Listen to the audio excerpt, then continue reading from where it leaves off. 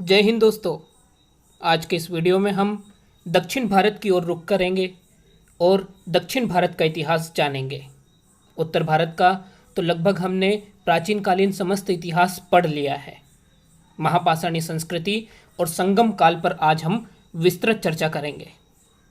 ठीक है दोस्तों, तो दक्षिण भारत का इतिहास। दक्षिण भारत में लोहे का सर्वप्रथम उपयोग लगभग 1100 ईसा पूर्व में प्रारंभ हुआ। ठीक है, 1100 ईसा पूर्व यानी भारत में उत्तर भारत की अगर हम बात करें तो वैदिक काल का दौर है ये। ठीक है, वैदिक संस्कृति जो थी ये लोहे का प्रयोग करना जानती थी।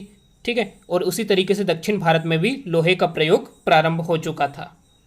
इसका प्राचीनतम साक्ष्य हल्लूर या उल्लूर से प्राप्त वस्तुएं मानी गई है।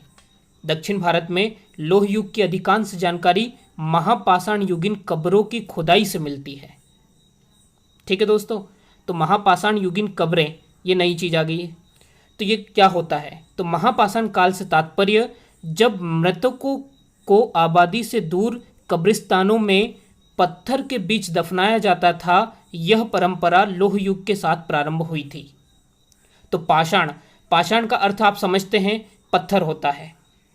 ठीक है, तो मृतकों को ये लोग क्या करते थे दरअसल कि आबादी से दूर एक स्थान पर कब्रिस्तान मतलब में दफन कर देते थे और बड़े बड़े पत्थर आसपास जमा कर देते थे। तो इसको इतिहासकारों ने महापाषाण काल या महापाषाण संस्कृति के नाम से संबोधित किया है। ठीक है, और ये लोह युग के साथ ही प्रारंभ हुई थी। जैसा कि आप इमेज में देख पा रहे हैं कि ये बीच में कब्र है और आसपास ये बड़े बड़े पत्थर आपको दिख रहे होंगे। ये बड़े बड़े पत्थर यहाँ पर दिखाई दे रहे हैं। ठीक है, तो ये महापाषाणिक संस्कृति का सिंबल मतलब आप देख सकते हैं इसमें। नवीन शोधों में दक्षिण भारत के महापाषाण युग का काल आरंभ 1000 ईस्वी पूर्व से माना गया है। यानी उत्तर वैदिक काल उत्तर भारत में जब शुरू हुआ था, उसी दौरान दक्षिण भारत में महापाषाण युगीन संस्कृति जन्म ले चुकी थी। ठीक है, और यहीं पे खुदाई में हमें लोहे के साक्ष्य भी प्राप्त हुए हैं और इसी से हमने अंदाजा लगाया कि ये लोह युगीन सभ्यता के साथ ही प्रारंभ हुई थी। महापाषाण संस्कृति की कुछ विशेषताएं अगर हम देखें तो लोह युग से संबद्धता, काले एवं लाल मृत भांडों का व्यापक उपयोग। ठीक है, तो लोह युग से संबद्धता, तो लोह युग से संबद्धता तो अभी हम देख ही चुके हैं, और काले एवं लाल मृत भांडों का भी व्यापक रूप से उपयोग किया था इन्होंने। ठीक है, आगे बढ़ते हैं हम। अब थोड़ा सा महापाषाणिक जीवन पर चर्चा कर लेते हैं। लोग पहाड़ी ढलानों पर रहते थे एवं कृषि का व्यापक विकास नहीं था। ईसा की प्रथम सदी में लोग नदियों के मुहानों की उपजाऊ भूमि पर रहने लगे तथा कृषि का विकास शुरू हुआ।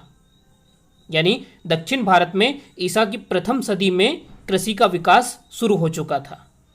वे प्रायद्वीप के ऊंचे इलाकों में रहते थे, लेकिन जमाव पूर्वी आंध्र प्रदेश और तमिलनाडु में अधिक था। यानी महापाषाणिक संस्कृति के जो लोग थे वो आंध्र प्रदेश और तमिलनाडु में इनका जमाव अधिक था। आगे बढ़ते हम। अब महापाषाण कालीन शवाधान के प्रकार। यहाँ शवाधान इसलिए इतना इंपॉर्टेंट है क्योंकि शवाधान से ही हमें इनके बारे में विस्तृत जानकारी प्राप्त हुई है। तो यहाँ पर 3 प्रकार के शवाधान प्राप्त हुए हैं। पीठ सर्किल या गर्त चक्र, शव को मांस रहित बनाकर दफनाया जाता था एवं गड्ढे के चारों ओर पत्थरों का चक्र बना दिया जाता था। ठीक है, गड्ढे के चारों ओर क्या करते थे ये लोग? पत्थरों का चक्र बना देते थे। ताबूत, यानी ग्रेनाइट की चट्टानों के ताबूत में शव को रखकर ऊपर से अन्य शिलाएं रख दी जाती थी। एक ये तरीका होता था। तीसरा तरीका होता था पंक्तिबद्ध दीर्घ मास्तंभ मेनहीर। इसकी ऊंचाई 2 से 6 मीटर तक होती थी। ये एक स्तंभ के रूप में दफनाए जाने का प्रकार था। एक स्तंभाकार रूप में दफन किया जाता था, कुछ इस प्रकार। ठीक है दोस्तों, ये 3 प्रकार के शवाधान महापाषाणकालीन शवाधान के प्रकार थे। तो ये थी महापाषाणिक संस्कृति। दोस्तों, महापाषाणिक संस्कृति एग्जाम की दृष्टि से उतना महत्वपूर्ण नहीं है क्योंकि इनसे गिने चुने क्वेश्चंस पूछे जाते हैं, लेकिन ये इतिहास की समझ के लिए बहुत इंपॉर्टेंट है क्योंकि दक्षिण भारत का प्रारंभ इतिहास कहाँ से हुआ, किस प्रकार हुआ, ये जानकारी हमें होना अति आवश्यक है। अब यहाँ पर इम्पोर्टेंट जो संस्कृति वो मिलती है संगम काल। यहाँ से हमें एक वास्तविक इतिहास जो प्रारंभ होता है दक्षिण भारत का, वो यहीं से होता है। तो संगम, सबसे पहले इससे अभिप्राय है क्या, संगम था क्या? तो संगम से अभिप्राय तमिल कवियों के संगम या सम्मेलन से है। संगम का अर्थ क्या होता है? संगम, सम्मेलन या गोष्ठी भी कहते हैं इसे।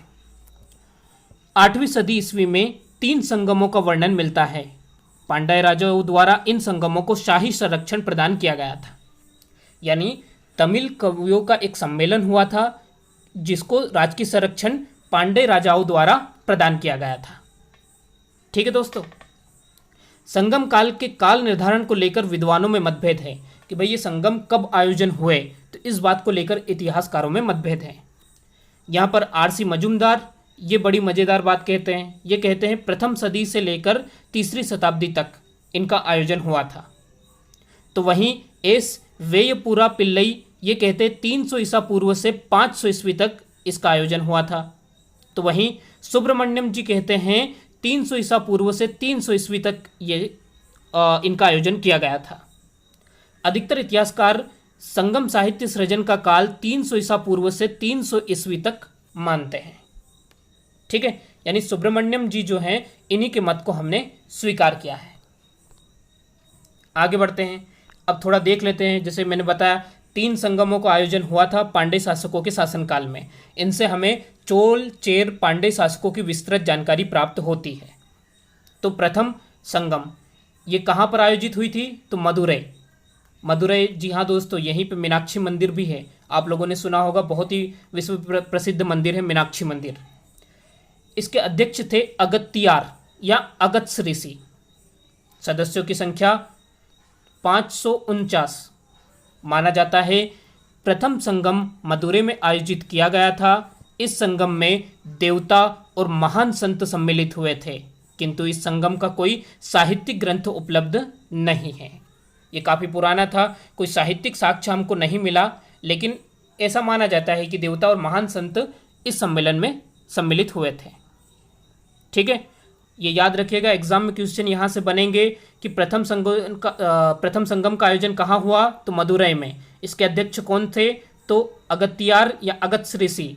सदस्यों की संख्या कितनी थी? ठीक है, तो इसका कोई ग्रंथ उपलब्ध नहीं है। आगे बढ़ते हैं हम। द्वितीय संगम स्थल कपाटपुरम या अलवै। ठीक है, अध्यक्ष अगत्यार या तोलकाप्पियर। सदस्यों की संख्या 49 और ग्रंथ तोलकाप्पियम। ठीक है दोस्तों, तो द्वितीय संगम से क्वेश्चन यही बनेंगे, कहाँ पर, कौन से स्थल पर आयोजन? कपाटपुरम या अलवे में। अध्यक्ष कौन था? अगत्यार या तोलकाप्पियर, और सदस्यों की संख्या 49 और इसका ग्रंथ मिला है तोलकाप्पियम। ठीक है, तृतीय संगम पे चर्चा करते हैं। स्थल उत्तरी मदुरै, यानी मदुरै में ही हुआ है ये। अध्यक्ष थे नक्किरर। सदस्यों की संख्या 49 और ग्रंथ पत्तुपात्रु, इत्तुतोगई और पदनेन किलकणु। ठीक है, ये इनके ग्रंथ थे। इनके ग्रंथों के नाम बड़े उटपटांग हैं, क्योंकि साउथ इंडियन हिस्ट्री में कुछ इसी प्रकार के नाम हमको देखने को मिलते हैं। अब संगमकालीन राजवंश पे चर्चा कर ली जाए। ये जो संगम साहित्य था, जो इन 3 सम्मेलनों संगम जो हुए थे, इसमें क्या हुआ था? हमें विस्तृत जानकारी 3 राजाओं की प्राप्त होती थी। कौन कौन से? पांड्य, चोल और चेर। तो सबसे पहले मैप पे इनको थोड़ा हम समझ लेते हैं। तो यहाँ पे ये पांड्य राज्य आपको नजर आ रहा होगा, पांड्य राज्य। ठीक है, ये चोल राज्य और ये था चेर। ठीक है दोस्तों, तो यहाँ पर चोल राज्य की अगर हम बात करें तो थोड़ा सा आंध्र प्रदेश और तमिलनाडु का क्षेत्र इसमें सम्मिलित है। पांड्य राज्य की बात करें तो तमिलनाडु का क्षेत्र इसमें सम्मिलित है, और चेरा जो है ये इसमें है अपना केरल का क्षेत्र। ठीक है, तो सबसे पहले चेर राज्य की बात करते हैं हम। संगमकालीन राज्यों में यह सबसे प्राचीन राज्य माना जाता है। क्वेश्चन यही बनेगा कि सबसे प्राचीन राज्य कौन सा था? तो कौन सा था? चेर। इसमें केरल एवं तमिलनाडु का हिस्सा सम्मिलित था, जैसा कि आप मैप पे देख पा रहे हैं। चेर राज्य की राजधानी कोरकई या वंजीपुर थी। चेर राज्य का प्रथम शासक उदयन जेराल था। चेर राज्य का प्रतीक चिन्ह धनुष था। ठीक है दोस्तों, तो धनुष इसका क्या था, प्रतीक चिन्ह था। एग्जाम में क्वेश्चन यही बन सकते हैं। चेर राज्य से आप लोगों को काफी कुछ चीजें क्लियर हो गई होगी। आगे बढ़ते हैं। चेरों में सबसे महान शासक शेनगुट्ट वन थे, जिन्हें लाल चेर या अच्छे चेर भी कहा जाता था। यही क्वेश्चन बनेगा, चेरों में सबसे महान शासक कौन थे, तो शेनगुट्ट वन। शेनगुट्ट वन ने सर्वप्रथम पत्नी पूजा प्रारंभ की थी दोस्तों। ये बहुत इंपॉर्टेंट है कि भाई ऐसा कौन करता है यार, मतलब सबसे पहले पत्नी पूजा प्रारंभ इन्होंने ही की थी। पत्नी पूजा किस शासक ने सबसे पहले प्रारंभ की, तो सेनगुट्ट वन ने। सेनगुट्ट वन ने दक्षिण भारत से चीन में दूत भेजने वाले पहले भारतीय राजा थे। यही एग्जाम में क्वेश्चन बनेगा दोस्तों कि दक्षिण भारत से चीन में दौत्य संबंध स्थापित करने वाले प्रथम राजा कौन थे, तो सेनगुट्ट वन थे। अदिग ईमान या अदिग्यमान अंजी ने सर्वप्रथम दक्षिण भारत में गन्ने की खेती की शुरुआत की थी। ठीक है। कुडक्को इंजेराल इपोरई अंतिम चेर शासक था। यह भी एग्जाम में क्वेश्चन बन सकता है, अंतिम चेर शासक कौन था। तो प्रथम और अंतिम को याद रखना है। यहां पर सबसे इंपॉर्टेंट शासक है सेनगुट्ट वन, इसको नहीं भूलना है, ये एग्जाम में आपको पूछा जा सकता है। अब चर्चा करते हैं चोल राज्य पे। चोल राज्य आप देख पा रहे हैं मैप में, यहां पर चोल राज्य है। यह पेन्नार एवं वेल्लार नदी के मध्य स्थित था। इसकी राजधानी उत्तरी मन्नूर, उरेयूर या कावेरी पत्तनम थी। ये दोनों नाम कावेरी पत्तनम के हैं।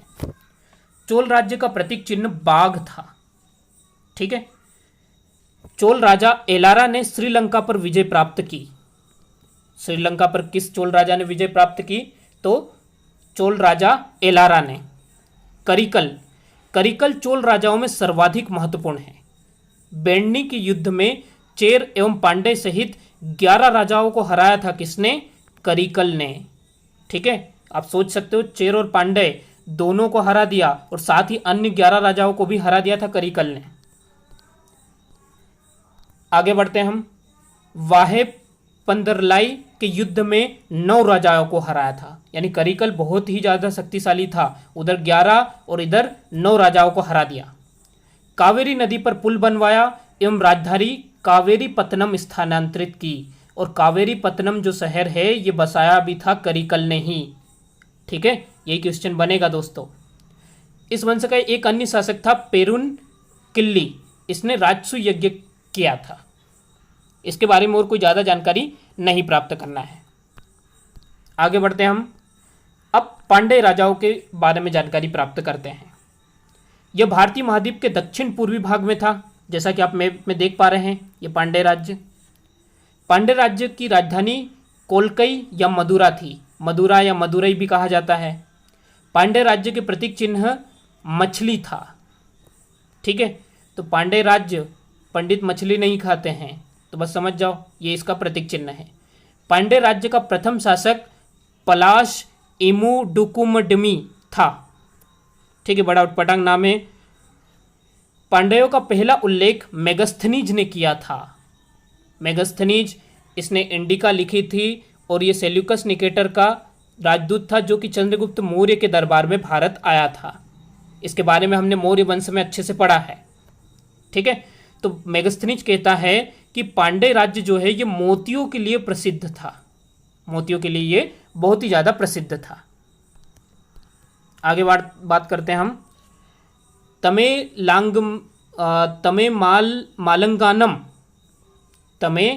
तले मालंगानम का युद्ध। इस युद्ध में पांडे शासक नेडुजेलियन ने चोल व चेर सहित 7 मित्र सामंतों को हराया था। ठीक है, और नलिवडोकन अंतिम पांडे शासक था। नलिवकोडन ये अंतिम पांडे शासक था। यार ये नाम है कि क्या है, कुछ तो भी। आगे बढ़ते हैं हम। अब कुछ एग्जाम रिलेटेड इंपॉर्टेंट तथ्य देखते हैं। संगम काल राजतंत्रात्मक था और राजा का पद वंशानुगत था। यह बहुत इंपॉर्टेंट है। न्याय व्यवस्था का सर्वोच्च अधिकारी राजा होता था। समाज में वर्ण व्यवस्था का प्रभाव था। अर्थव्यवस्था का मुख्य आधार कृषि एवं व्यापार थे। ठीक है दोस्तों, यानी इन तथ्यों से हमें सामाजिक, आर्थिक, राजनीतिक स्थिति की जानकारी भी प्राप्त हो रही है। आंतरिक व्यापार वस्तु विनिमय पर आधारित था। वस्तु विनिमय आप समझते हो, जैसे आपको 1 किलो गेहूं चाहिए और सामने वाले को चावल की ज़रूरत है, तो आप उसको 1 किलो चावल दे दो, वो आपको 1 किलो गेहूं दे देगा, पैसे की ज़रूरत ही नहीं है। ये वस्तु विनिमय प्रणाली कहलाती है। वैदिक धर्म की प्रधानता थी।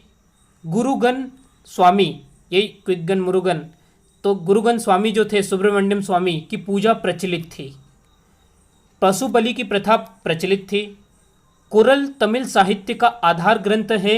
इसमें तमिल साहित्य का बाइबल अथवा पंचम वेद भी माना जाता है। इसके प्रणेता कवि तिरुवल्लुर है। ठीक है दोस्तों, तो इतने इंपॉर्टेंट फैक्ट हमें संगम काल और महापाषाणिक संस्कृति से देखने थे। तो आज का वीडियो यहीं पे समाप्त होता है। अगर वीडियो आपको अच्छा लगे तो लाइक, शेयर, सब्सक्राइब जरूर कीजिएगा। धन्यवाद। तो मिलते हैं नेक्स्ट वीडियो में। दक्षिण भारत के अगले राजवंशों को हम उसमें डिस्कस करेंगे।